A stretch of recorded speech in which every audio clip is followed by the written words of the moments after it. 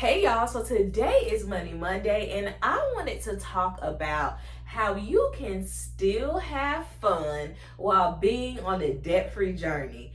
But before I get started, please be sure to like, share, and subscribe to my channel.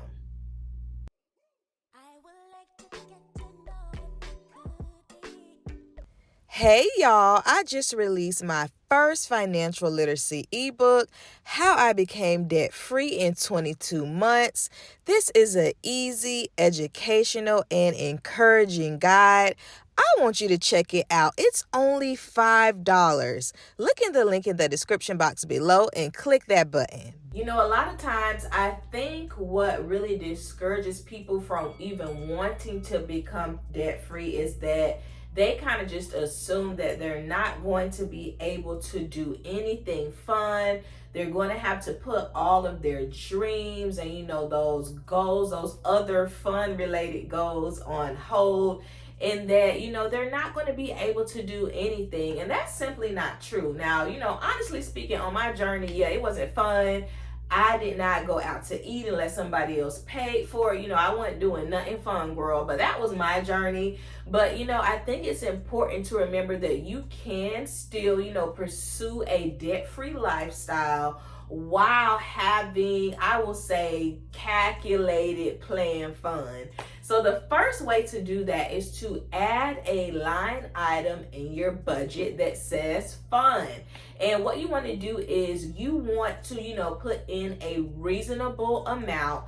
Some people, it's going to be harder for them to just go cold turkey without maybe visiting their favorite restaurant, at least once a month.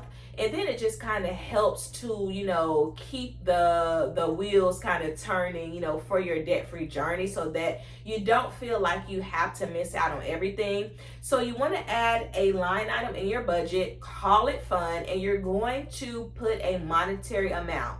So maybe starting out, that's $50. I'm going to be honest, y'all. Now, I don't know about 100 because you have to think of it like this. That is $100 that could be going towards knocking down your debt, right? But, $50, $20-ish dollars, I think that's pretty reasonable to be able to do something fun for yourself at least once a month.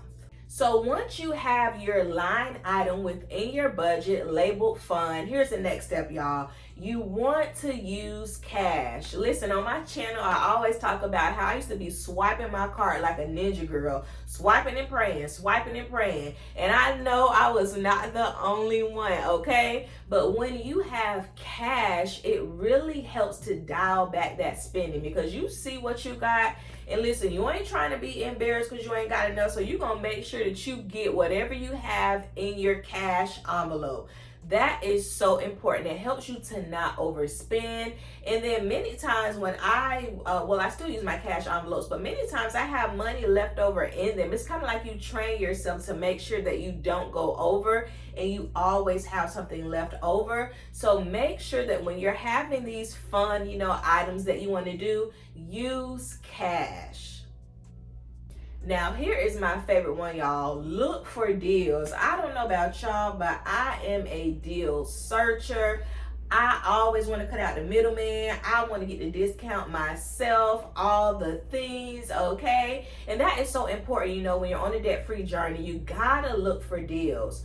Some ways that you can do this is by downloading, maybe Retail Me Not or those other apps that help you, to get discount codes. I don't know about y'all, but y'all, that T-Mobile Tuesdays was my friend during my debt-free journey. Whenever they had a deal on food, I was like, okay, there's my fun right there. Even now, I still use it today. But look for the deals. There are so many things within our communities that are free that we don't even know about. Just type in free events or free weekend fun and then put in your area. And a lot of times the events that are happening for that month or even for that year will pop up. And y'all, there's just so many cool and fun free things, that kind of help you to stay in the mix. And it makes you to still feel good about being on your debt-free journey because you're staying within your budget and it's something that's most likely free or minimal cost. So look for the deals. All right, next up, plan in advance with a sinking fund. So I talked about this last week on my channel, but a sinking fund is basically a line item in your budget that you're going to throw money at until it reaches the amount that you need. So maybe you're saving for a $500 trip and you are putting in $100 towards it each month, or maybe you're putting in $50. Once it gets to $500, then you have what you need. Of course, you're going to spread this out over weeks, months, whatever, but that also helps to, just be able to reward yourself for those different milestones. Say you wanted to reward yourself for paying off your first $1,000 of debt, and you just have that sinking fund on the side to be able to do something special for yourself.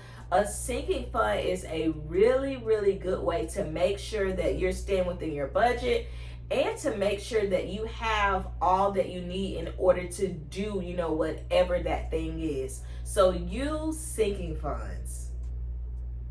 It's also important to remember that you are not missing out.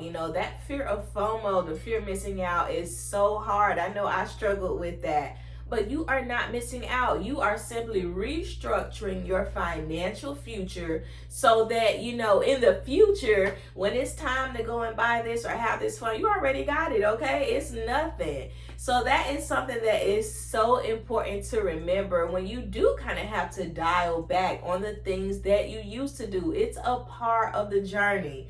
Listen, if you are interested in becoming debt-free and you want to know how to do it, you want to know about my journey of paying off $43,000 in 22 months, click one of these videos here. Bye.